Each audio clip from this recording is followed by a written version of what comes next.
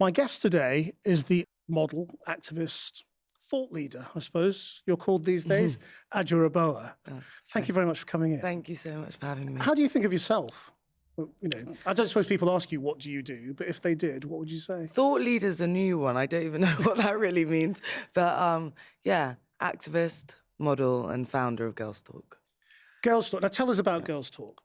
So Girls Talk is an initiative that I started back in 2015. I kind of had already started thinking about it like before then, but hadn't built up the courage to start it. There are lots of different things happening in my life, but it's a platform that kind of works both on and offline, that gives support to young girls going through all different things in their life. It creates a space of confidentiality where no subject is too taboo. So we talk about mental health, periods, addiction, representation, gender, lots and lots of lists. And so now, it started from the Instagram, but it's very beautifully moved on to these different festivals that we do all over the world now.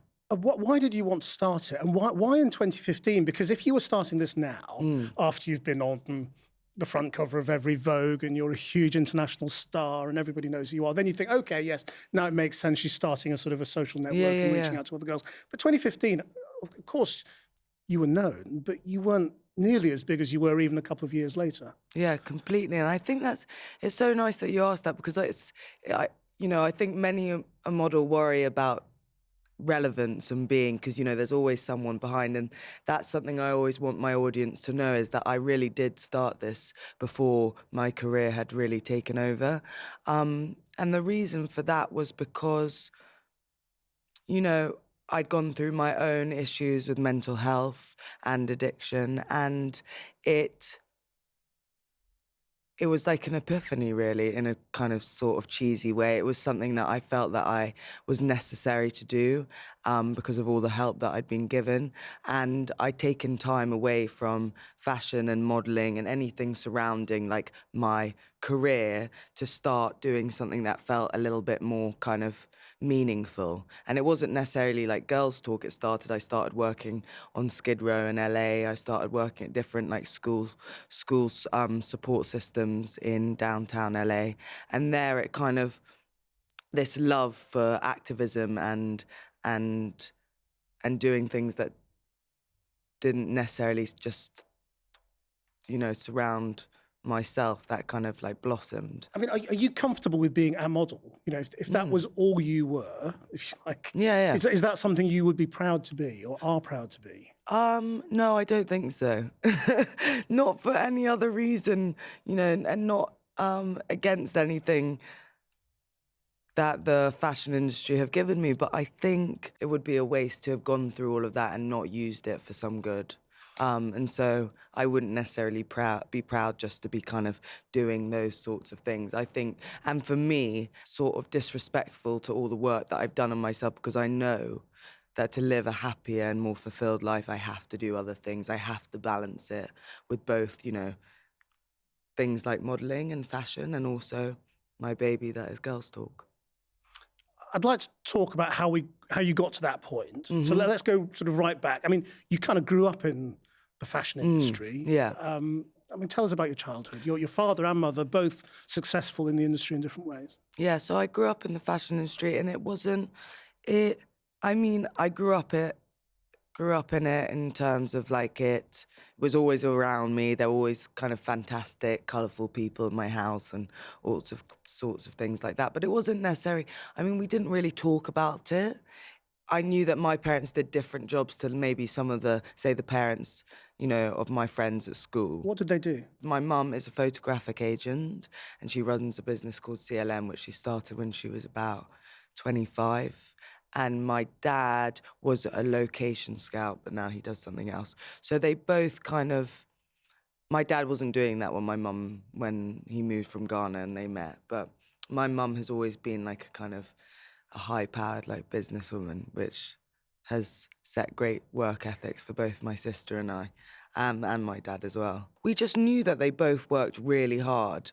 You know, anything, both of them, whatever they made that was put into our school systems, we went to very good schools that, you know, kind of looking back now, you know, since weren't necessarily probably my choices in schools, just because I'm not sure I was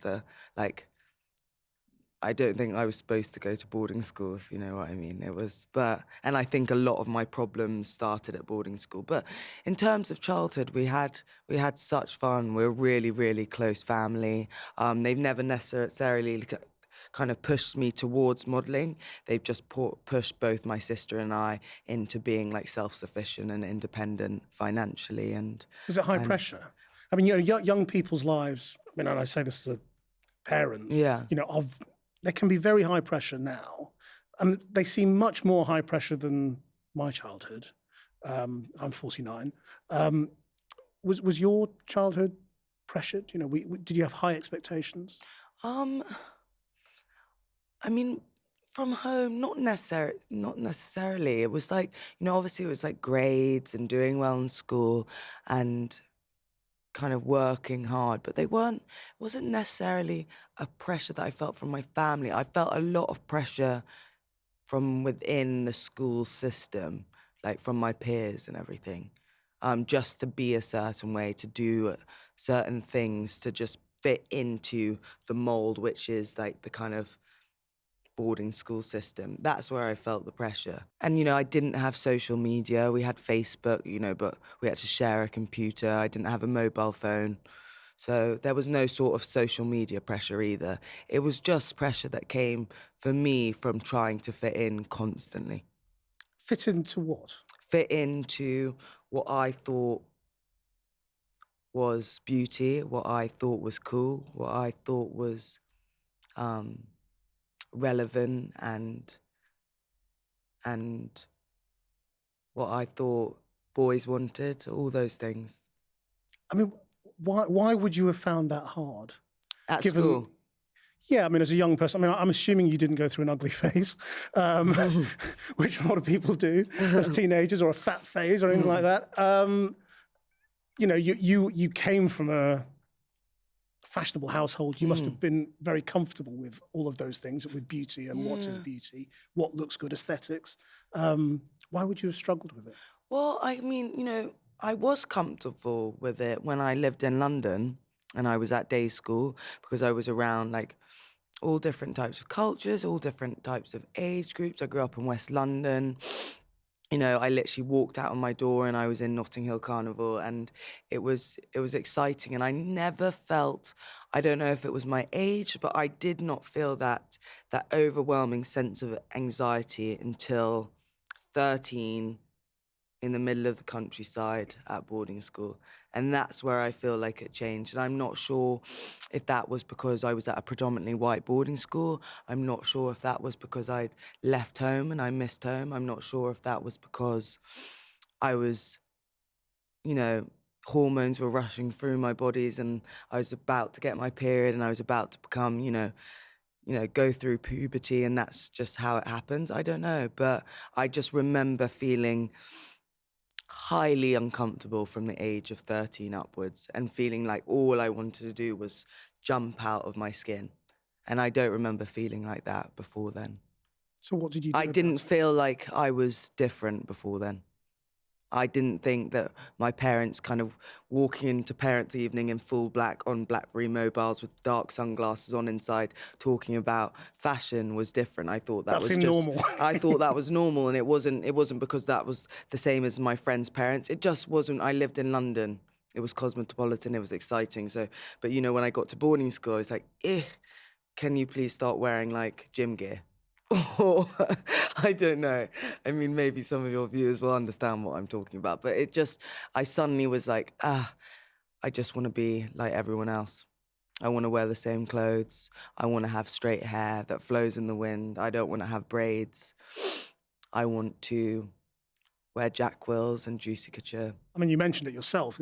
You were in a predominantly white school. Yeah. How comfortable with who you are and what your origins were were you? Well, And now, are you now? yeah, no. I look back now, and I was so highly uncomfortable where I was from, and I think it's only like now being like 26 that I really started to think about that side of things.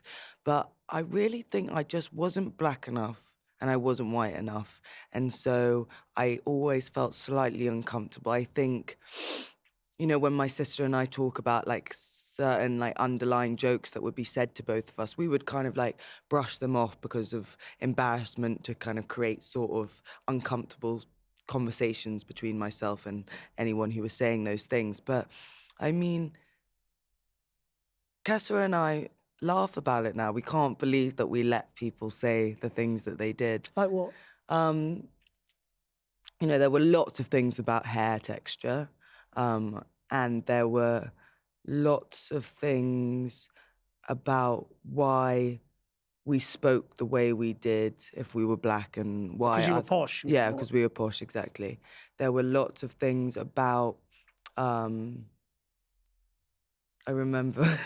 I remember my sister showing a picture of our grandma's house in Ghana, in the capital, in Accra, to some friends, and they said, why are the walls white? And we went, what do you mean by that? And they were like, well, I thought everyone lived in, mud huts in Africa. Just those kind of things, I mean, the list really goes on. But those were some of the kind of... I don't know why I'm smiling, but they were funny, and we just kind of felt always very uncomfortable by those jokes, but kind of were a bit like, well, we're not going to say anything. And that changed because Kessa and I, our friendship groups widened, and we left boarding school and we came back to London, and I was able to be in London again, and all my friends were different colours and came from different backgrounds, and there I started to feel a lot more and more comfortable. Do you think that was racism? If it was to be said to me now, I'd call it racism. If back then, maybe it was just a misunderstanding. Yeah. But I think being mixed race was really, it was confusing, because I just didn't... We really, we were posh, but we weren't white, but we weren't black enough either. We weren't, a lot of the black kids at my school were international, so they all had grown up in Ghana, Nigeria, etc., and we'd come from London. And so, we'd also been brought up by a white mother, so certain things were a lot more kind of English compared to my cousins. It was all, lots of things going on in my head. And do you call yourself mixed race? I call myself black. Black? Yeah. What do you think about mixed race? Because when that image of Meghan and Harry and the baby and the royals went round... Oh, what an amazing photo. Amazing photograph. Yeah. And somebody on Twitter sort of talked about it as saying, he had a mixed race family, this was a very powerful photograph and how amazing it was. And I said, yeah, I agree, it's amazing. But the only thing that slightly sort of bothers me is this phrase mixed race. Yeah. Because is it true? Are we really mixed race? Is there a better way of expressing it? I don't know. I mean, how do you feel about it? I don't necessarily get defensive about it. I am black. Yeah, I don't really know how else to put it. What do you think about why they would say? I don't know. I don't know. It's just that For me, I look at that picture and I go, how amazing that there is a black woman in the royal family. That's what I think. No, I think lots of people did, and the idea of the two grandmothers, beautiful, there next to each other, was a huge statement. No, I think for me it was just that my wife is a white Australian, and so I look at my children and I think, do I want to describe my children as mixed race or not? I don't know. What do they say? Because in the past, well, they don't yet because they're probably too young. But when people used to talk about, well, we're not mixed race, we're all the human race, I used to sort of roll my eyes and think, oh yeah, okay, fine. Yeah.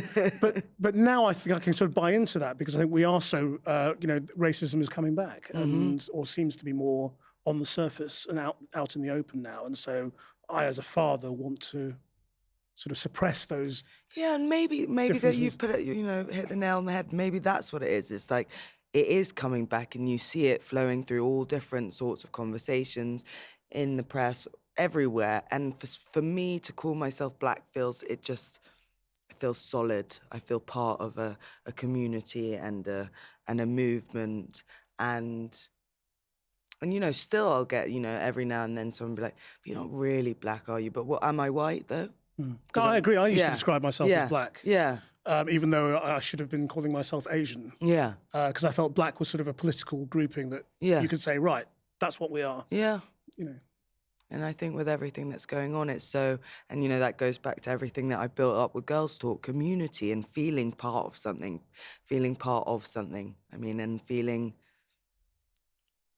within a community that understands what you're going through and what you've been through, and you like kind of that, and that's all I ever wanted when I was growing up, and that's what I hope I've created with Girls Talk. And so, what are you finding out from Girls Talk, from what people are sharing with you about the world we're living in today?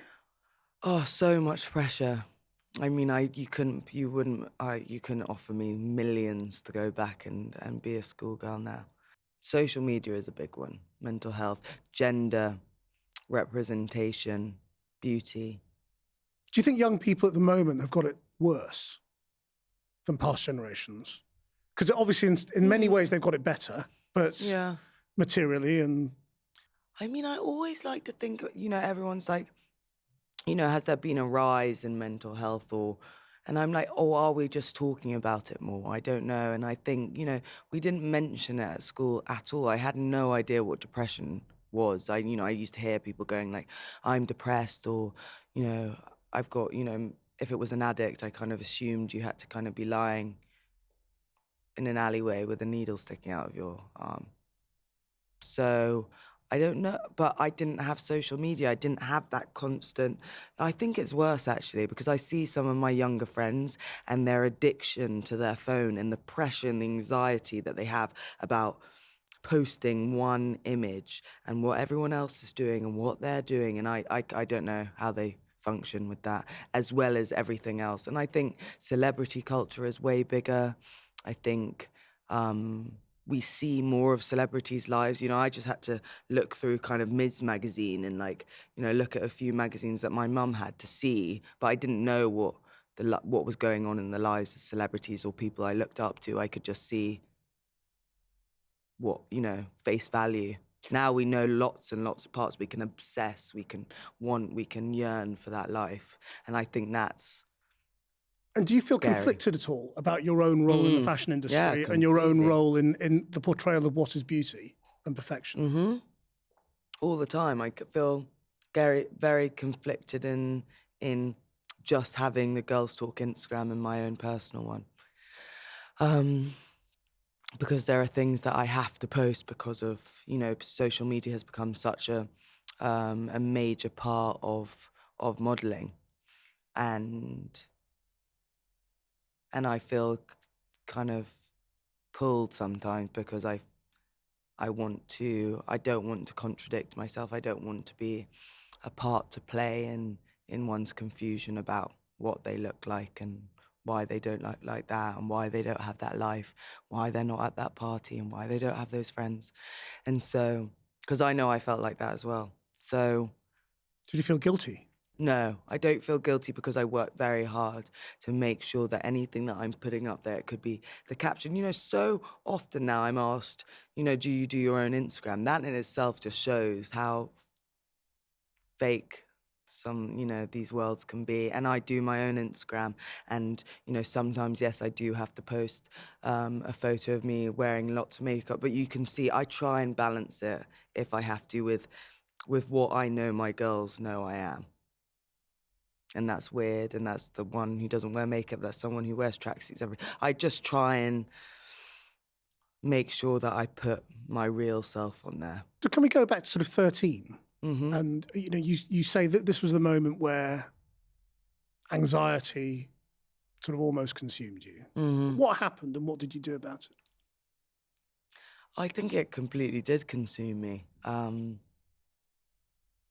It was absolutely terrifying. I didn't understand the feelings. I didn't understand that gut-wrenching, jumbo jet feeling inside my tummy. I didn't realize if I was just out of control, homesick and needed to go home. I didn't understand why, I knew my parents only wanted the best for me, but I couldn't really understand why they weren't listening to me when I said I wanted to come home.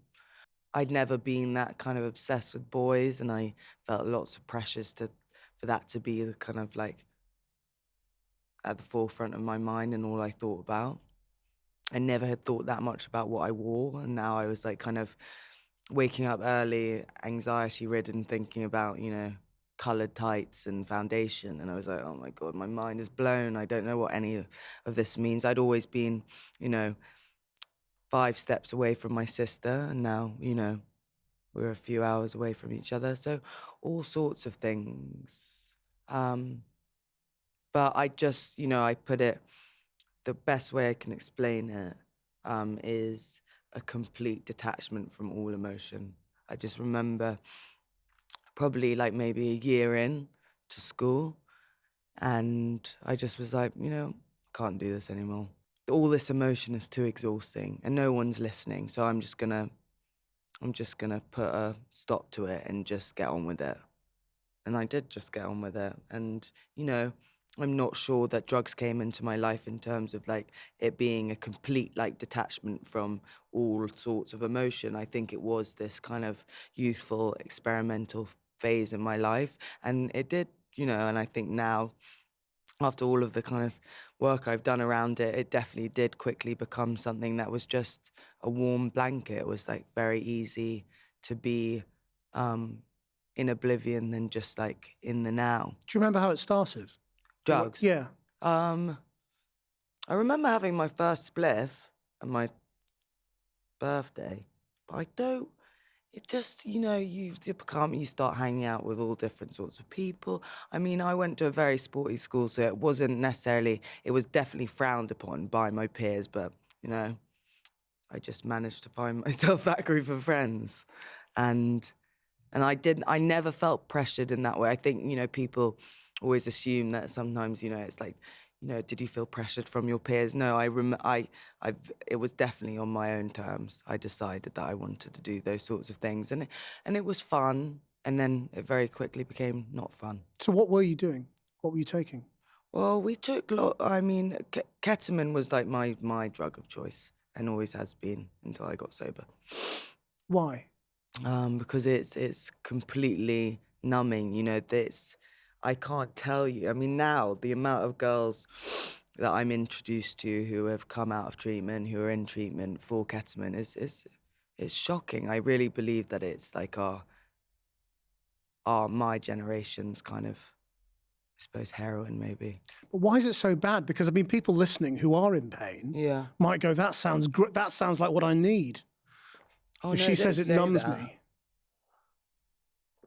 What do you think they would think that? Well, you might if you hear somebody saying the thing about ketamine is it just takes away those feelings and it numbs you. Yeah, but everyone knows that. I mean, in general, that's what, I think what was amazing when I went to treatment is, there was so much kind of concentration around the like how many drugs I was taking at that point.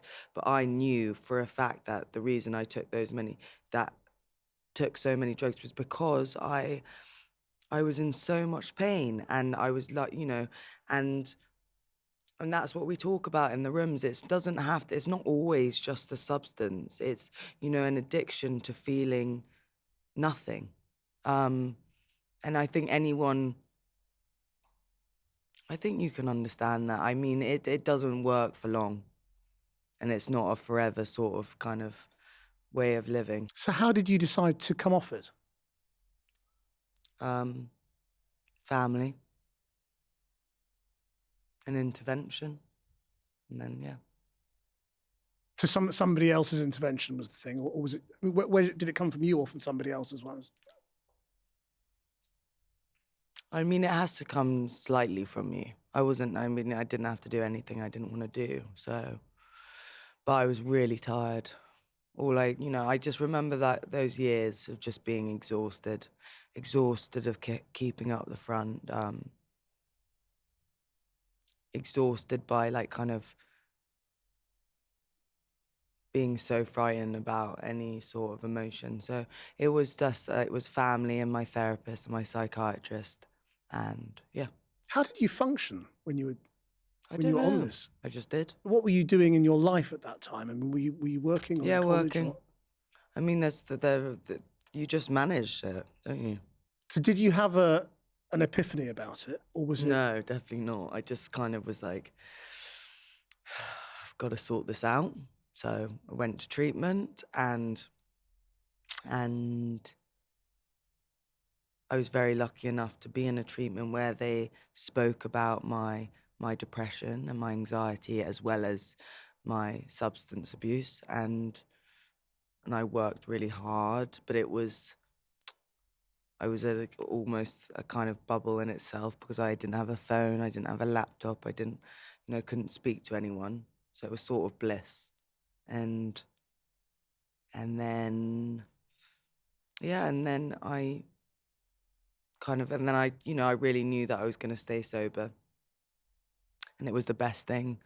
But I hadn't, I still had so much work to do. That was just, like I said before, it was like, I believe for a fact that the depression and anxiety was always there. The drugs came afterwards. And that's why the drugs aren't here anymore. And the depression and anxiety is still something that I will have to work on. I've been sober for nearly 5 years now. But the depression and anxiety and the insecurities is still something like I continuously have to work on. And even when I got sober and came out of treatment, that was the one that brought me to my knees again. And how do you manage those things then? Is it through therapy principally? Yeah. I'm in therapy and a very, very close knit of friends, a very close knit of like people around me. Openness, Girls Talk, exercise, lots of things. Sometimes I find it hard to balance it with my life and having so much to do. But you just have to stop. I mean, I hope you don't mind me saying, but we were going to do this podcast a few weeks ago. To say, yeah. And it didn't happen because you weren't able to. Yeah. To go ahead I'd probably with it. say that's the second time I've ever cancelled anything. I don't know I think I got it from my mum. I'm very good at just powering on through, just like keep on going. But then all of a sudden, and I'm not sure that's healthy because then all of a sudden the exhaustion will take over like then. So, yeah, and that was a moment where I was just like, you know what it was? It was like if that had been a photo shoot, I could have done it because no one's gonna ask me anything. But that I wanted to come here and be able to answer your questions like openly and honestly. I didn't want to come here and be like, oh my God, what's he gonna ask me next? So I don't want to ask. I don't want to answer those things and like that. And it, that is everything that I, would be going against everything that I say with Girls Talk. So I was like, so a photo shoot is one thing, but being asked like intimate questions about my life. Or what do you say to people if they ask about what's the biggest thing you can learn from your experience of young addiction, anxiety, depression, and how to deal with it? Anything you've taught yourself in order to kind of persevere and manage your life is most probably wrong. And one of the biggest steps I had to learn was throwing that all out the window and taking someone else's advice. And I'm very headstrong and I wanted to do it my own way. But every time I kept on trying to do it my own way, I kept on falling to my knees. And when I started, being honest and open was one of the first things. I had to really get honest. I had to stop lying and, put everything out on the table. And it was scary, and I had to embrace all those feelings of vulnerability and just everything. But taking someone else's advice was major in getting me to where I am now. And it was quick how beautiful things like became and how many opportunities came into my life, not necessarily like career-wise, but just kind of just not being so like frightened all the time. Well, I mean, it's just interesting that you say making yourself vulnerable stopped you being frightened. it was life-changing to feel like that again, to feel proper feelings. And that wasn't scary. That wasn't frightening. Was anybody surprised around you with whom you started being honest? No, But my dad they all always knew, says, presumably, didn't my dad always said he knew that was me. He was, like, we went through like a lot of stuff as a family, but the thing I loved my dad, and he always says this, he's like, I just was waiting for you to realize who you were, because I could see it. I could see how wonderful you were and you had no idea, and I was just waiting for that moment when you realized that, realized what you were capable of. But I was so stuck in that dark hole. I mean, it got so dark towards the end. What period is this you're talking about? Like 2014. So pretty recently, just 5 years ago. Yeah. Was something making it worse or driving it towards that darkness, or was it just on a trajectory? And an inability to keep on asking for help.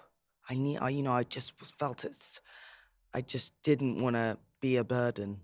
I didn't want, even though I'd been through lots of different things before that, and had been told that it's simple, just ask us for help, talk, be open, be honest. It's simple, simple. I just couldn't bring myself to let anyone in.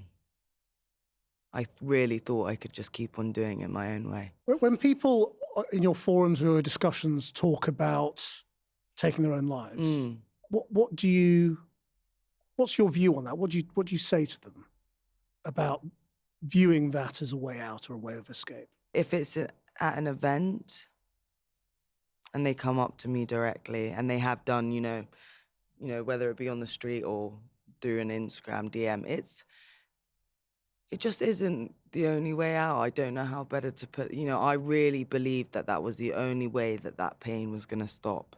And I'm so lucky that my life was saved on that day, and that I wasn't able to go through it with it.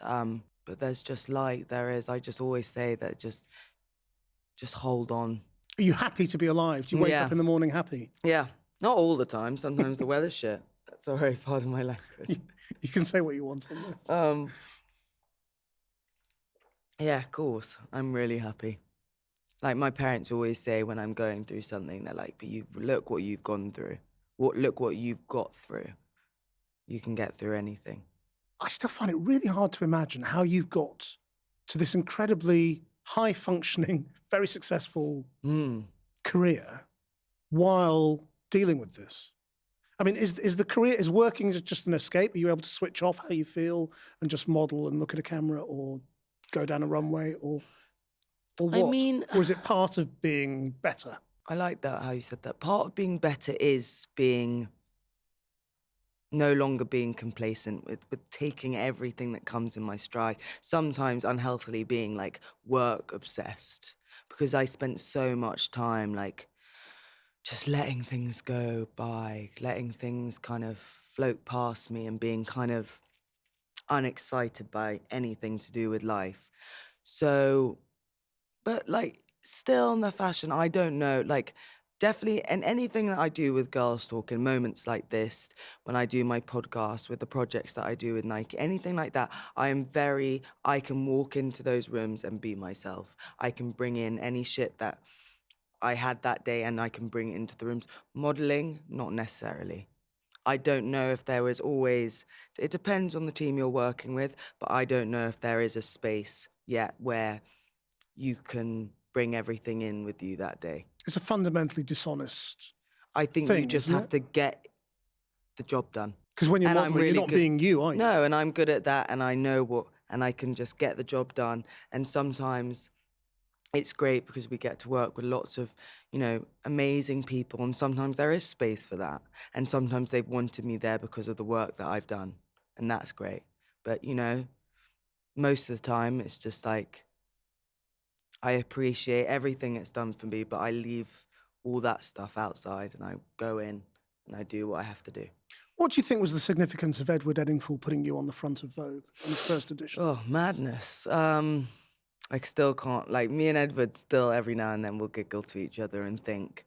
We had no idea, what that was going to create. We were just excited to be working together and to be kind of creating together. Vogue had been definitely not a space that I'd ever entered into. I'd maybe had a photo like that small, maybe that slightly fell into the gutter of the magazine. For an English magazine, I was completely appalled by how uninclusive it was. Like for a magazine birthed out of London, where we are so lucky enough to walk the streets and see all different types of shapes and sizes and colours and faces and ethnicities and backgrounds, for it to be only directed to one type of person. And it did just that. I mean, it never swayed from being just that. Um, and and as a model, kind of like, watching as some of, the girls that I'm working with now, as they were kind of, supported and nourished through British Vogue and given one-page stories, and I was never given that. And I could never really understand why that was. I'm British, as much as the other girls, and I'm born in London. And it was so vanilla.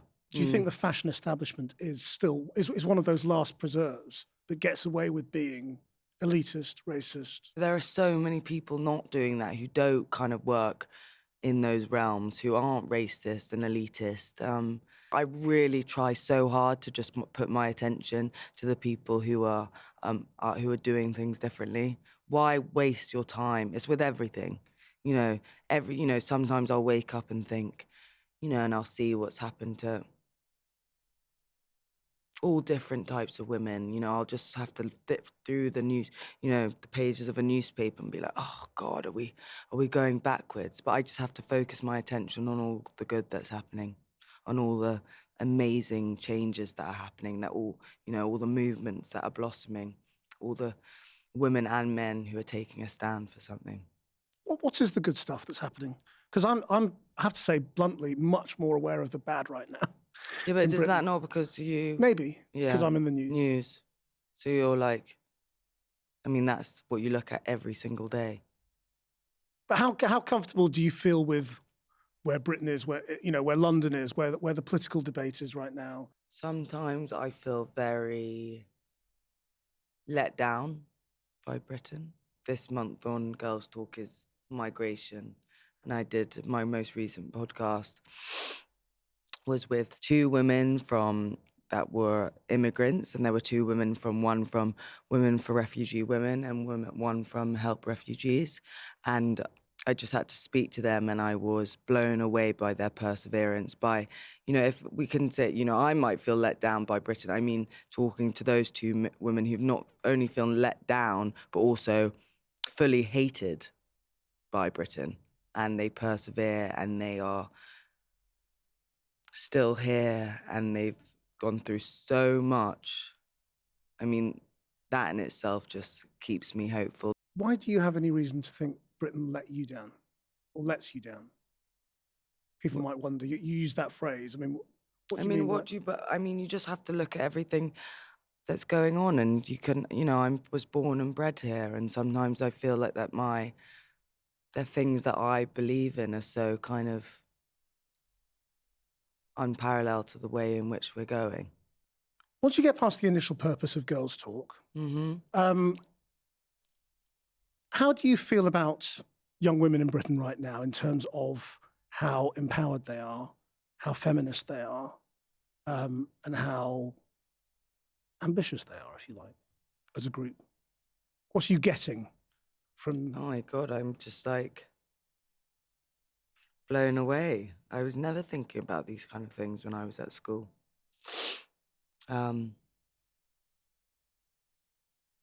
Just the mere fact that girls will come on a Friday night to my events and sit there and put their hands up and share about all sorts of things going on in their life.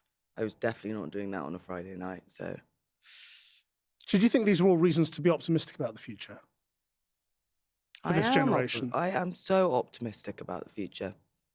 I don't know. I mean, I can't say I'm not doing this to see all the changes that I'm going to make.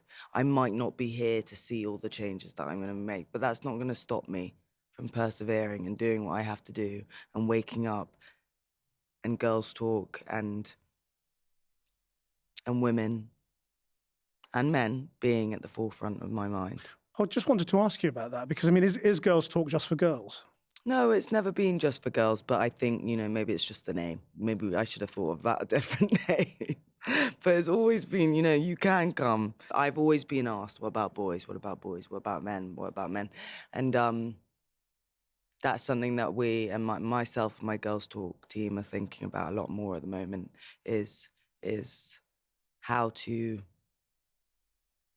keep it, even more inclusive, and how to start kind of really tackling the subject that is male mental health, because I've lost many a friend to it, and so I think, and I know it's as prominent as it is, even more actually, so. You've lost friends. Mm-hmm. And so I think it's something that we've been really talking about as a team recently. I ask all my guests, if you were in charge, if you can change the world. Yeah. Do you have a list of things? Do you have one thing? If I could change the world, I would make it that talking about mental health was as unstigmatized as talking about what you had for breakfast. Adwoa Aboah, thank you very much indeed. Thank you. For coming in to share your ways to change the world. That was great. I hope you enjoyed that.